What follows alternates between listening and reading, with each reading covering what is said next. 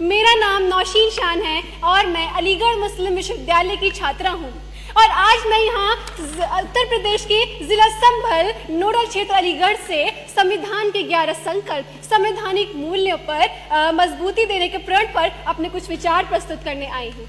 माननीय प्रधानमंत्री श्री नरेंद्र मोदी जी ने 14 दिसंबर 2024 को लोकसभा में संविधान गौरवशील यात्रा पर चर्चा के दौरान विकसित भारत के लिए 11 संकल्प प्रस्तुत किए, जो कि आरक्षण, महिलाओं के नेतृत्व में विकास, भ्रष्टाचार के प्रति जीरो टॉलरेंस आदि जैसे संकल्प शामिल हैं। अध्यक्ष महोदय, यह संकल्प हमारे संवैधानिक मूल्यों जैसे न्याय, स्वतंत्रता, समानता आदि को सुदृढ़ मार्गदर्शन प्रदान करते हैं। इन संकल्पों को अपने दैनिक जीवन में ग्रहण करके हम एक विकसित भारत का निर्माण कर सकते हैं।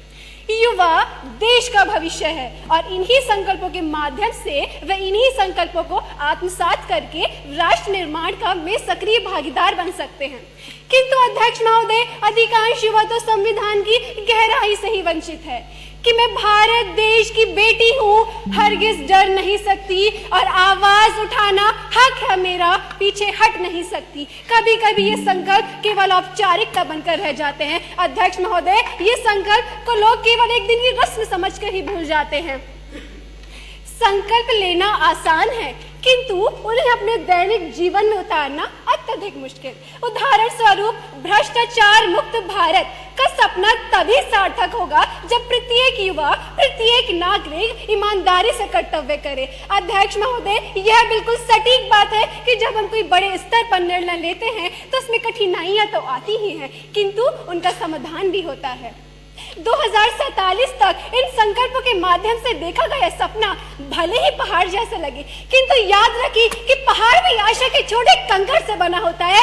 अंत में अपनी वाणी को विराम लगाते हुए मैं बस यही कहना चाहूंगी अध्यक्ष महोदय कि प्रत्येक युवा का ये उत्तरदायित्व होना चाहिए कि वह इन संकल्पों को केवल नारेबाजी न समझे, बल्कि इन्हें अपने दैनिक जीवन में उतारे, अपनी दिनचर्या में उतारे, अपने व्यवहार में उतारे। और यदि वे ये चाहते कि उनके मुंह में खाने का निवाला देकर पचाने का काम भी कोई और करे तो यह तो असंभव होगा। अध्यक्ष महोदय, स्वामी विवेकानंद जी के कुछ बोल द्वारा विराम देना चाहूंगी कि उत्तिष्ठ जागृता प्राप्य वरान निबोधतः, यानी उठो, जागो और अपनी लक्ष्य की प्राप्ति करो। और ये हर एक युवा के लिए है, इस भवन में बैठे प्रत्येक व्यक्ति के लिए है। जय हिंद, जय भारत, जय संविधान। Following up next is Rimsha Afreen from Aligarh. हम चाहे दुनिया का सबसे सुंदर संविधान क्यों ना रच ले, पर वो भी बेकार होगा जब तक उसे कारगर करने वाले लोग ना हो।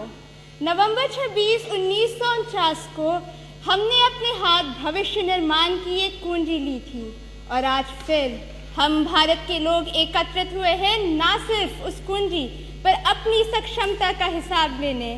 Greetings, honorable dignitaries, the respected panel of judges and esteemed members of the House.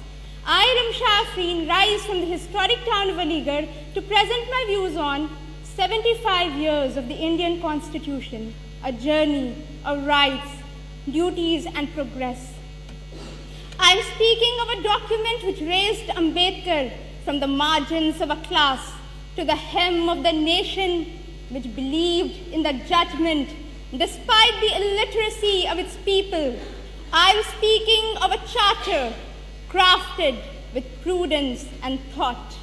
But the test remains the magnificent ideals of social and economic justice, evenness, as Dalit workers drown in gutters and the status of an individual is determined not by his karma, but by the accident of his birth, where we renounce practices derogatory to the dignity of women, as our courts hold deny sexual violence to be rape, and as our economy expands and flourishes.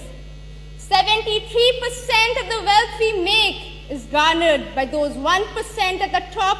The 670 million, poorer 670 million see a unit percent increase in wealth, and the number of our billionaires jumps from mere 9 in 2000 to 343 today.